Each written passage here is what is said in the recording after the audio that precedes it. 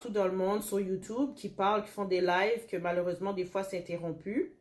Puis hier, qu'est-ce que les gens parlaient un peu partout dans les États-Unis, c'est qu'il y a beaucoup, beaucoup de ruptures de stock, que même dans certaines épiceries, il n'y a plus rien, et que les gens se disent que c'est déjà en train de commencer, mais les gens ne le remarquent pas encore, parce qu'ils sont encore dans la possibilité de se déplacer d'une ville à une autre. Ouais, Puis là, on sait que le vaccin, c'est la promotion actuelle, là. C'est le vaccin, le vaccin, le vaccin, le vaccin, le vaccin. Mais comme c'est plus deep que ça, le vaccin. ouais, ouais, ouais, tout à fait. Tout à fait.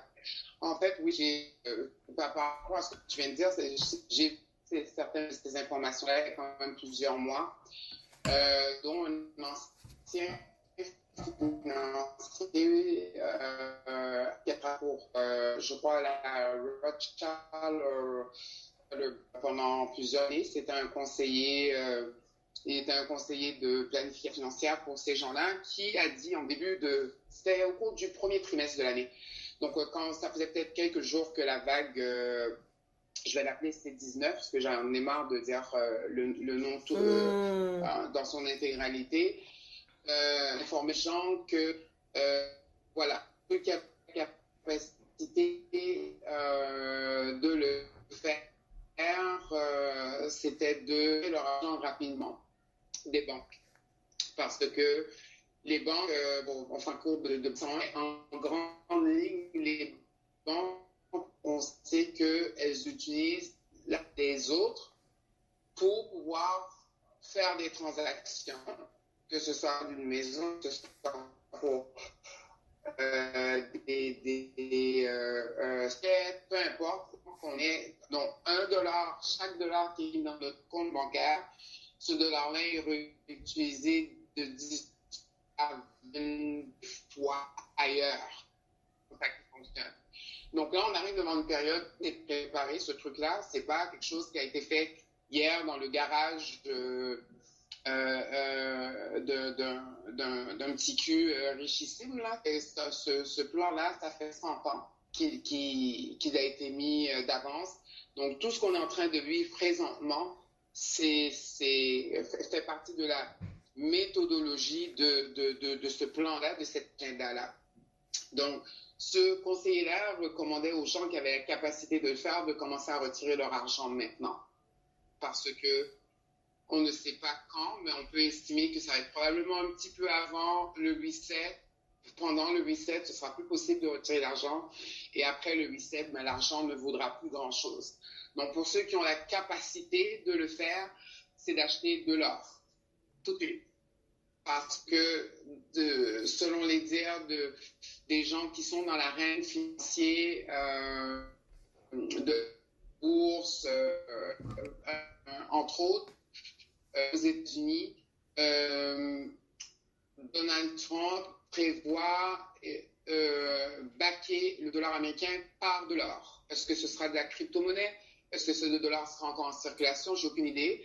Mais dans les couloirs de la finance, on sait que les banques aux États-Unis, les têtes des banques, donc les banquiers, leur argent a été confisqué. Parce que la loi 61 ici, qui a été temporairement bloquée par les démarches de la Fondation des droits de liberté et de la personne de Stéphane Blais, on réussi à paralyser, on a bloqué ça temporairement ici.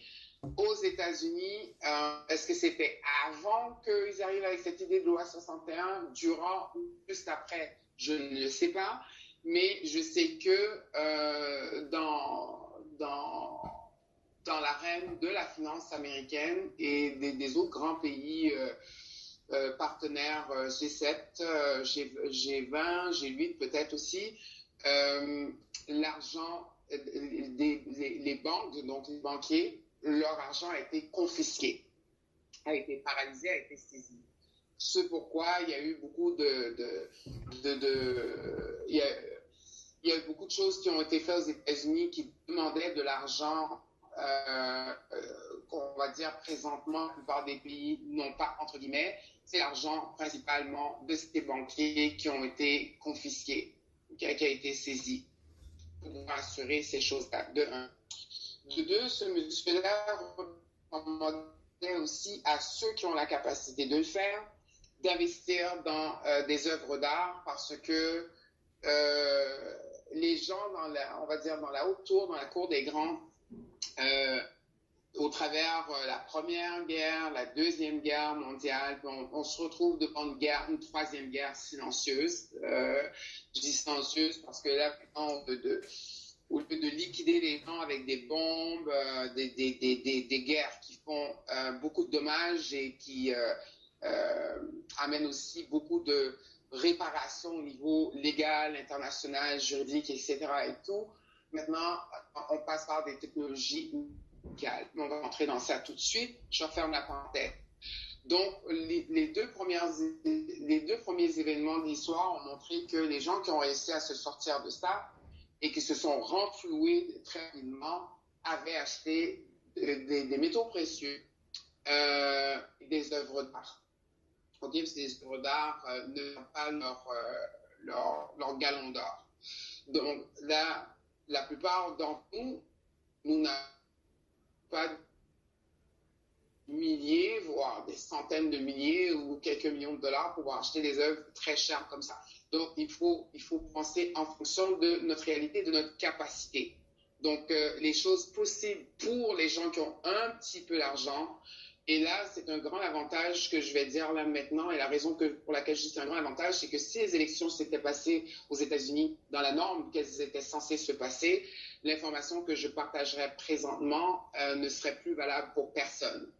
Mais compte tenu encore le délai qu'il y a avant que ça monte à la Cour suprême, que les choses s'officialisent, donc on a quelques semaines, on n'a pas des mois devant nous, c'est d'acheter des devises de pays qui présentement ne valent pas cher. Pourquoi? Parce que dans l'agenda de la grande élite politique internationale, ils veulent mettre par terre notre économie pour pouvoir remonter les petits pays dont la devise ne vaut pas grand-chose, de un.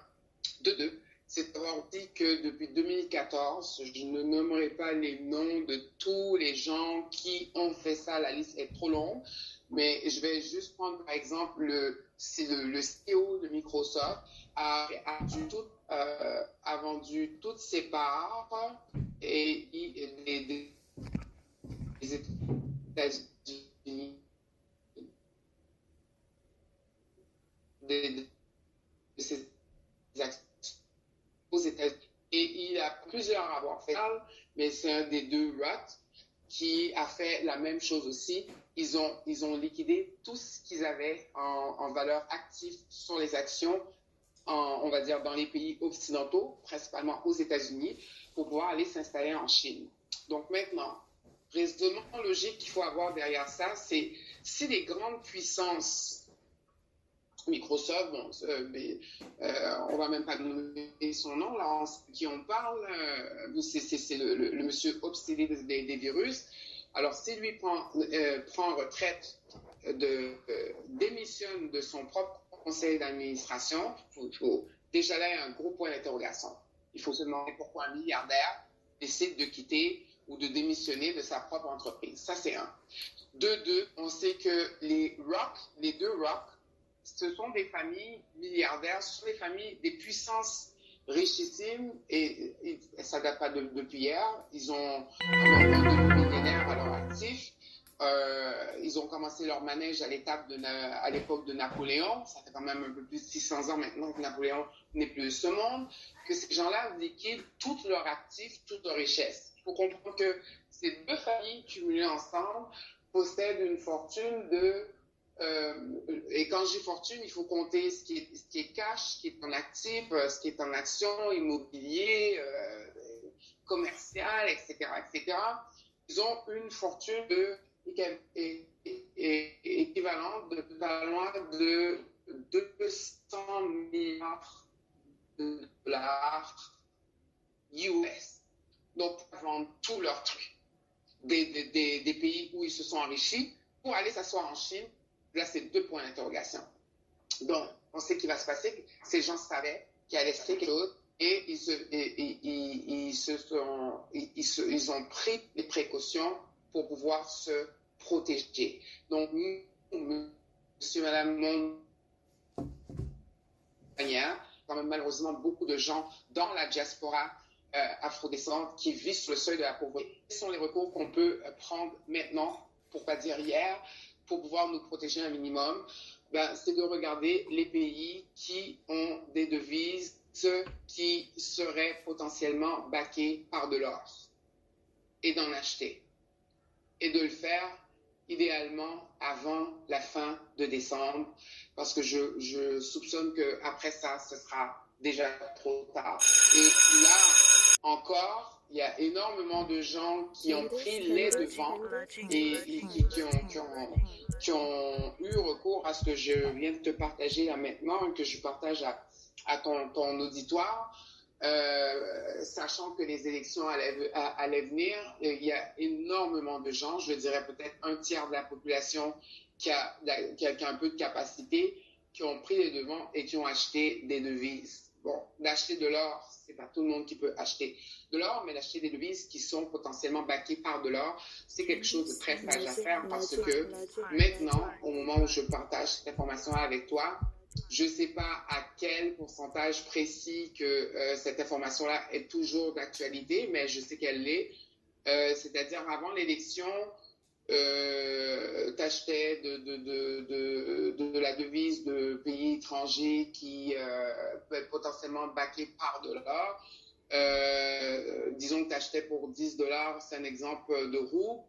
$10 canadiens, t'achètes des roues, puis que ça te donnait, exemple, 100 000 roues, 100 000 dollars du pays roumanien. Après les élections, cette monnaie-là est censée fluctuer. Donc, elle peut aller chercher jusqu'à 5 fois sa mise. Donc, c'est là où c'est intéressant pour des gens qui sont même sur le seuil de la pauvreté, ne serait-ce que vous aviez 50 ou 100 dollars d'acheter un petit peu de monnaie, de pays évidemment dont leur devise est backée ou sera backée par de l'or. Ça va être très rémunérateur de le faire. Pourquoi?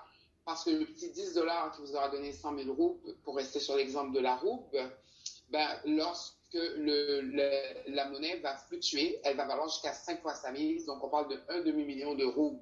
Et avec la roue, vous pourrez acheter de l'or puisque la roue est backée par de l'or. Ça, c'est le premier conseil au niveau économique que je peux donner aux gens qui puissent faire pour pouvoir assurer leur carrière.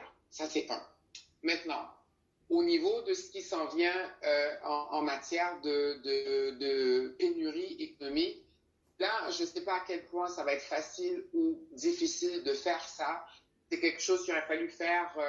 Il aurait fallu faire ça au début du mois de mars, quand on a entendu que les choses seraient difficiles. Mais qui risque rien, c'est pas fou d'essayer, quitte à en acheter de l'étranger en ligne, acheter des graines. Acheter des graines, faire pousser pour faire de la culture intérieure. Parce que on y va toujours dans la même structure logique de pensée. S'il va manquer de pays, qui fournit principalement les supermarchés, ce sont des fermiers. Donc, s'il va manquer de nourriture, la première chose que les fermiers vont faire, c'est qu'ils vont faire des réserves pour eux avant d'envoyer au supermarché. Hein? Oui, si on est devant une famine mondiale, les fermiers, les agriculteurs vont faire des réserves pour eux et leur famille et après vendre. Donc, ce qui va rester pour vendre, ça va monter excessivement. Mais c'est déjà comme ça aux États-Unis. J'ai vu, c'est-tu hier ou avant-hier, que les gens partageaient que les produits nettoyants, ils ont 5 whatever. C'est venu 5 fois plus cher. Ouais. Il y a des produits non périssables que ça a quadruplé. Ouais. Il y a des produits qui sont venus tellement rares que c'est venu 8 fois plus cher.